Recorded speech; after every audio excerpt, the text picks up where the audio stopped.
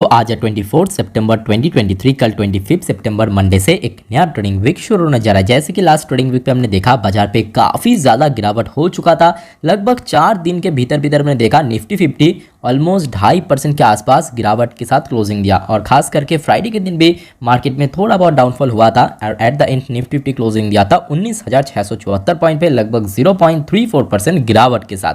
तो बात करेंगे इस वीडियो पे कुछ इंपॉर्टेंट की फैक्टर्स, कुछ इंपॉर्टेंट न्यूज़ के बारे में जो कि अपकमिंग ट्रेडिंग वीक पे बाजार को ट्रिगर कर सकता है।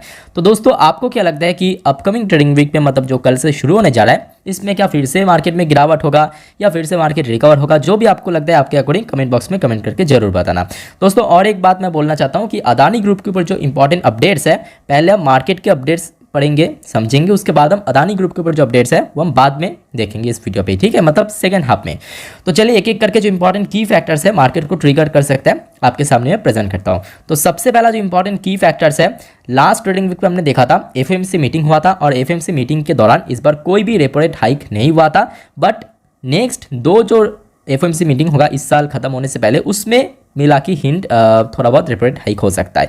तो दोस्तों अपकमिंग ट्रेडिंग वीक पे यूएस का जो इकोनॉमिक ग्रोथ यानी आप बोल सकते हो जीडीपी डेटा क्वार्टर 2 का वो आउट होगा दोस्तों 28 सितंबर को। उसके ठीक नेक्स्ट डे यूएस का जो सेंट्रल बैंक है फेडरल रिजर्व की चेयरमैन मिस्टर जेरोम पॉल साहब का एक इंपॉर्टेंट स्पीच आएगा 29। तो ये दोनों ही डेट बहुत इंपॉर्टेंट है क्योंकि 28 सितंबर को आपको क्वार्टर 2 का जीडीपी ग्रोथ मालूम पड़ेगा, इकोनॉमिक ग्रोथ मालूम पड़ेगा और 29 को दोस्तों जो जेरोम पॉल साहब की यहाँ पे स्पीच आएगा वो भी बहुत इंपॉर्टेंट है क्योंकि नेक्स्ट कैसा ग्रो होगा मतलब ग्रोथ होगा, उसके साथ साथ फिर से रेपो रेट हाइक होगा या नहीं होगा, ये सारी चीज़ आपको 29 को मालूम पड़ जाएगा।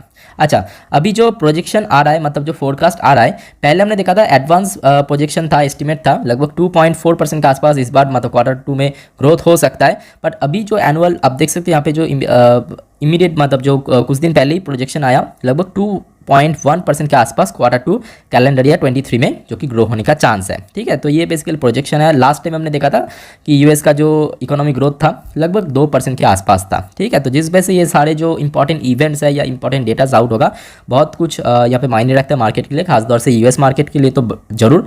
अब यूएस मार्केट में कुछ भी हो जाता है तो आपको तो मालूम होगा उसका नेक्स्ट डे इंडियन मार्केट में भी उसका इम्पैक्ट हमें जरूर देखने को मिलता है। और इस बार दोस्तों देखिए क्योंकि एफएमसी मीटिंग के दौरान लगातार 2 एफएमसी मीटिंग में कोई भी रेट हाइक नहीं हुआ मतलब अनचेंज था, तो जिस वजह से जो 29 को स्पीच आएगा जेरोम पॉल साहब का वो भी बहुत ज़्यादा इंपॉर्टेंट रहेगा, ठीक है। तो वो उसके ऊपर भी मैं आपको अपडेट दे दूंगा, आपको यहाँ पे चैनल को सब्सक्राइब करके रखना है। अच्छा, नेक्स्ट अगर हम बात करें कुछ और ग्लोबल इकोनॉमिक डेटा भी आउट होगा, जैसे कि यूएस का भी जीडीपी डेटा आउट होगा, उसके साथ साथ यूके मतलब यूनाइटेड किंगडम का भी जीडीपी नंबर आउट होगा, ठीक है। ये देखिए जून क्वार्टर 2023 का, तो इसका भी अपडेट मैं आपको दे दूंगा। उसके साथ साथ देखिए यूएस का jobless claim, pending home sales, ये सारे जो इंपॉर्टेंट डेटाज हैं वही सेम मतलब अपकमिंग ट्रेडिंग वीक पे आपको मालूम पड़ेगा। अब चलिए हम बात करेंगे फॉरेन फ्लो। अब देखिए फॉरेन इन्वेस्टर्स द्वारा तो भारी भरकम हमें सेलिंग देखने को मिला, खासतौर से लास्ट एक ही ट्रेडिंग वीक में आपको दिखाता हूँ कितना करोड़ का सेल किया। ये देखिए एफआईएस ने टोटल लास्ट 4 दिन के भीतर मतलब जो लास्ट हफ्ते में तो एक दिन गणेश चतुर्थी की वजह से बाजार क्लोज था कंप्लीटली, तो मतलब 4 दिन के भीतर टोटल 8,681 करोड़, बाप रे बाप इतना सेल करके निकल गया। और टोटल अगर हम बात करें मंथली मतलब सितंबर के महीने पे 18,261 करोड़ का दोस्तों माल बेच के निकल गया। हाँ, डीआईएस ने थोड़ा बहुत काउंटर जरूर किया, मतलब इसको काउंटर करते हुए कुछ परचेज जरूर किया, बट स्टिल एफआईएस ने जो मतलब सेल किया उससे तो काफ़ी कम है, ठीक है। डीआईएस ने टोटल लास्ट ट्रेडिंग वीक पे हमने देखा, ये देखिए कितना बाय किया 1940 करोड़ के आसपास, और टोटल अगर हम बात करें सितंबर के महीने पे टोटल 12,169 करोड़ का परचेस किया डीआईएस ने। नेक्स्ट अगर हम बात करें क्रूड ऑयल, दोस्तों यहाँ पे एक बहुत इंपॉर्टेंट रोल प्ले कर रहा है क्योंकि हमने देखा क्रूड ऑयल का जो प्राइस है लास्ट एक महीने पे लगातार एलिवेट होता जा रहा है। बहुत सारे एक्सपर्ट्स का मानना ये भी है कि इस बार जो बढ़ते बढ़ते ऑलमोस्ट $100 पर बैरल के आसपास भी जाने का चांस है, जो कि लास्ट ट्रेडिंग पे हमने देखा था सेटल हुआ था क्रूड ऑयल का प्राइस $93.3 पर बैरल के आसपास, जो कि थोड़ा बहुत डाउनफॉल देखने को मिला था लास्ट डे, बट बहुत सारे एक्सपर्ट का मानना यह है कि आगे ऊपर भी जाने का पूरा चांस है। नेक्स्ट अगर हम बात करें कुछ और इंपॉर्टेंट डोमेस्टिक डेटा यहाँ पे आउट होगा, जैसे कि आप देख सकते हो on the domestic front the fiscal deficit and infrastructure output number for अगस्त महीने का जो ये सारे डेटा है fiscal deficit and infrastructure output, ये सारी चीज़ आपको आउटपुट देखने को मिलेगा, जो कि यहाँ पे आप देख सकते हो 29 सितंबर 2022 को, ठीक है। 29 और 28 बहुत इंपॉर्टेंट डेज होने जा रहे हैं, ठीक है। बहुत सारे इंपॉर्टेंट डेटाज आउट होगा और खासतौर से जो यूएस का इकोनॉमिक ग्रोथ का डेटा आउट होगा 28 तारीख, उसके ऊपर दोस्तों जरूर नजर रखना चाहिए। इसके ऊपर अपडेट भी मैं आपको दे दूंगा 28 तारीख को, ठीक है। अब बात करेंगे, ये तो सारे इंपॉर्टेंट डेटा के ऊपर हमने बात कर लिया। अब बात करेंगे ग्लोबल मार्केट में क्या चला फ्राइडे के दिन। देखिए ग्लोबल मार्केट में फिर से डॉ जोन्स के अंदर शुरू में थोड़ा बहुत लग रहा है कि रिकवर कर जाएगा। Unfortunately at the end closing दिया डॉ जोन्स इंडस्ट्रियल एवरेज लगभग 0.31% डाउन में आके। सेम चीज़ हमें नैस्डैक कंपोजिट के अंदर भी देखने को मिला। देखिए शुरू में कितना ऊपर पहुंच गया था, करीब करीब 1% ऊपर पहुंच गया था। उसके बाद देखिए एकदम से गिरावट और क्लोजिंग दिया एकदम मार्जिनल, ठीक है। बाकी बात करें देखिए गिफ्ट निफ्टी यहाँ पे भी थोड़ा बहुत हमें डाउन में आके क्लोजिंग देखने को मिला 19,651 पॉइंट पे, जबकि हमने देखा निफ्टी 50 क्लोजिंग दिया था इससे जस्ट ऊपर 19,674 पॉइंट पे। अब देखिए इसके साथ साथ इसको भी आप ऐड कर लीजिए, कनाडा और इंडिया के बीच में जो सारी चीज़ चल रहा है। बट अच्छी बात यह है कि कनाडा देखिए अभी बाहर की जो इंटरनेशनल कंट्रीज़ को यहाँ पे अपने तरफ खींचने की प्रयास करे, कोशिश करे, खासतौर से जो बड़े यहाँ पे कंट्रीज़ है, मतलब इकोनॉमिक मामले में जो डेवलप कंट्रीज़ है, ठीक है।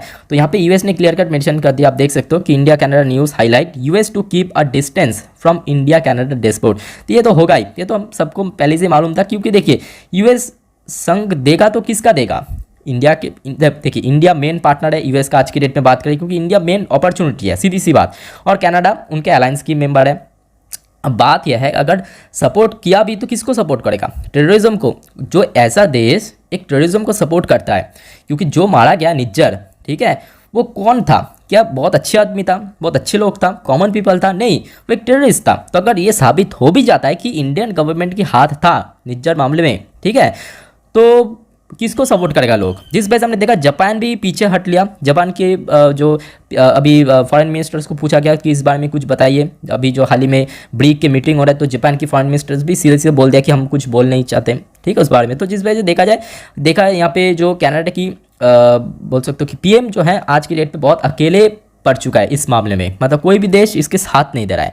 अब चलिए दोस्तों, ये तो हो गया हमारे शेयर मार्केट से रिलेटेड जो भी अपडेट था। अब चलिए मैं आपको सीधा अदानी ग्रुप के जो इंपॉर्टेंट अपडेट्स आया, खासतौर से अदानी ग्रुप की कंपनी बहुत जल्द, मतलब नेक्स्ट 1-2 साल के भीतर डीमर्ज होने का चांस है। तो देखिए न्यूज़ का हेडलाइन ये देखिए, Adani airport likely to be demerged and listed by financial year 26। मैं आपको थोड़ा नीचे जाके अच्छे से पढ़ के सुनाता हूँ एक्चुअली क्या हुआ है। ये देखिए अदानी एयरपोर्ट, जैसे कि आज की आपको मालूम है अदानी पोर्ट का ही हिस्सा है अदानी एयरपोर्ट, मतलब उसके अंदर ही बेसिकली पोर्ट एयरपोर्ट सारी चीज़ है।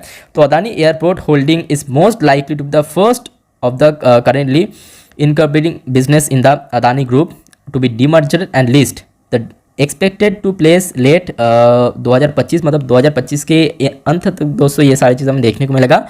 और उसके साथ साथ और अर्ली 2026, तो मतलब या तो 2025 के अंत तक या तो 2026 की शुरू तक, ठीक है। ये सारी चीज़ हमें डीमर्जर वगैरह जो कि डीमर्जर होगा, लिस्ट होगा, जैसे कि कुछ दिन पहले रिलायंस जियो फाइनेंशियल हुआ, सेम चीज़ हमें देखने को मिल सकता है जो कि अदानी एयरपोर्ट के साथ भी।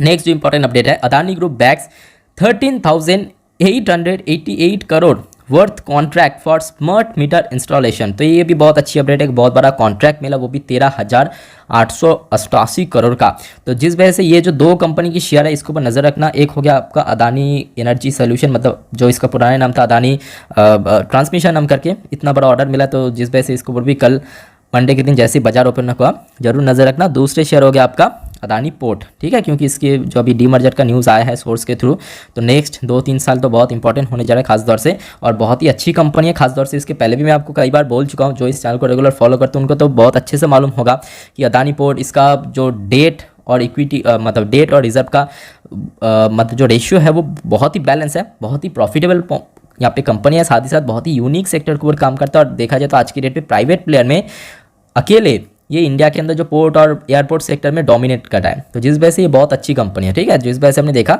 कंपनी का जो ग्रोथ है लगातार हमें देखने को मिला। इवन लास्ट क्वार्टर में भी देख लीजिए कंपनी कितना शानदार परफॉर्म किया था, और कंपनी का वैल्यूएशन भी बहुत ही डिसेंट है, मतलब दूसरे अदानी ग्रुप ऑफ शेयर्स की तरह उतना ज़्यादा एक्सपेंसिव नहीं है। बाकी दोस्तों इस वीडियो के वाइंड अप कर